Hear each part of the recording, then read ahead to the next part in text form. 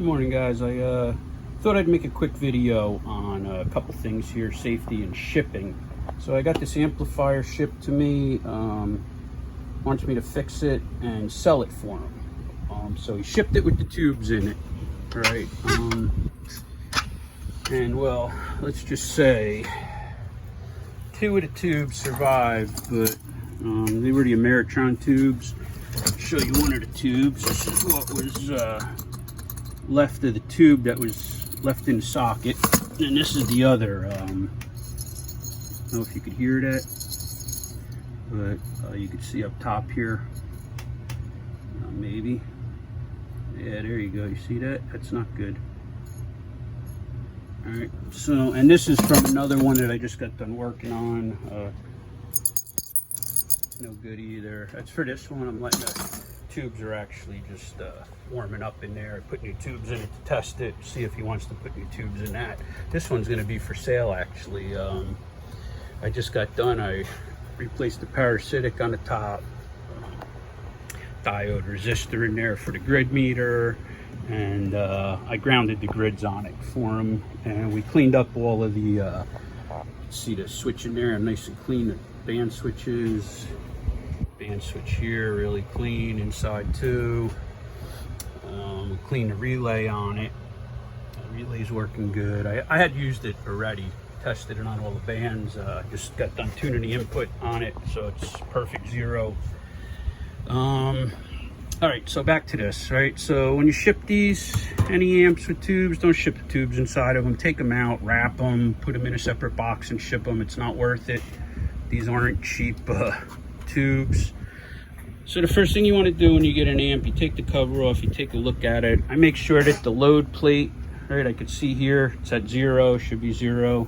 This one's at 0 when it's fully meshed, it's 0. All the switches I checked, make sure they work. I run through the band switch, make sure it turns freely. I look at the contacts, make sure all the contacts are still there, not burnt off. Goes inside here too. I want to make sure these are all there. I checked the input tuning circuit, all the slugs are in it, so that's a good start.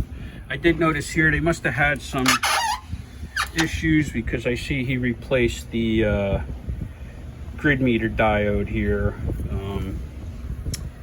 The resistor still looks stock, everything else looks pretty stock to me, but I did notice this was replaced and he drew on it, cathode and whatever. I guess he forgot. Make sure I'm gonna put that in there better. That's kind of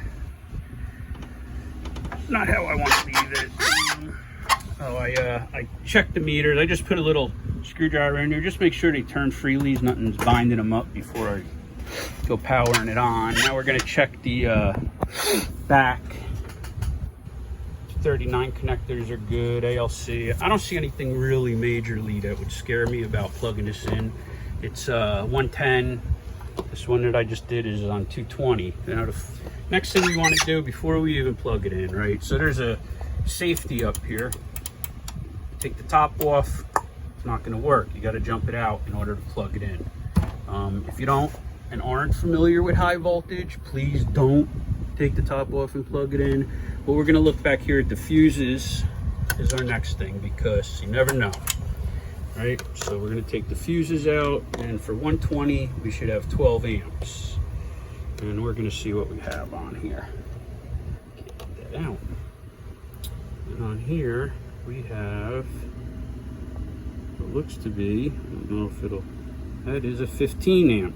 Nope, no good. Let's try the other one. 15 amps. So we're gonna have to put some fuses in there. Not gonna hook anything up to it because I'm not gonna key it. I'm just gonna see if I have some voltages. I took a peek underneath here. The grid isn't grounded. I don't know if you can see inside of there too good. But yeah, the grid's not grounded in there, so we'll probably pull that out, ground the grid. I'm not seeing any other major issues. A lot of these, they have solder joint contact issues. You'll see some of these will break off. Some people recommend going direct, taking this out of here and running right direct to the switch and getting rid of this. I don't see a reason for it. The aux band, Some people are aux band right here. Some people will run a piece of coax or something. I don't see. Look, if you're going to use this on 11 meters, have at it. Do whatever you're going to do. I can't tell you you're right or wrong, but I wouldn't do it. We're going to go through, we're going to check all the voltages, make sure that we're stepping up right, our rectifier circuit's working properly. We're going to make sure we have high voltage. We're going to check our meters, make sure they're working. I took a look visually at everything, the capacitors. Everything looks really good right now to the point where I could plug it in. So that's where you leave it off. I jumped this out, as you can see here. And now we're going to plug it in and fire it up. I would have you plugged in and fired up and watch, but I don't really have something to put my phone. I'm using my phone. So I just wanted to run that by you. Take a look at everything. Make sure you look, right? Because like I said right here, this could be a disaster. 15 amp in place of a 12 amp. You always want to look the amp over. Make sure there's nothing missing, nothing broken, nothing cracked. Check your connections. Give it a good once over just to be sure. When you plug it in, you want to make sure your fan comes on. You want to just listen. Use all your senses. Listen, smell, look. You want to see something, stop. You smell something, stop, investigate it. You hear something, stop and investigate it. Don't just leave it on and hope it's going to go away. It's not. This is electronics. They fail, and usually it'll take out some other stuff with it. So that's where we are, guys. Like I said, this one's coming up for sale probably today.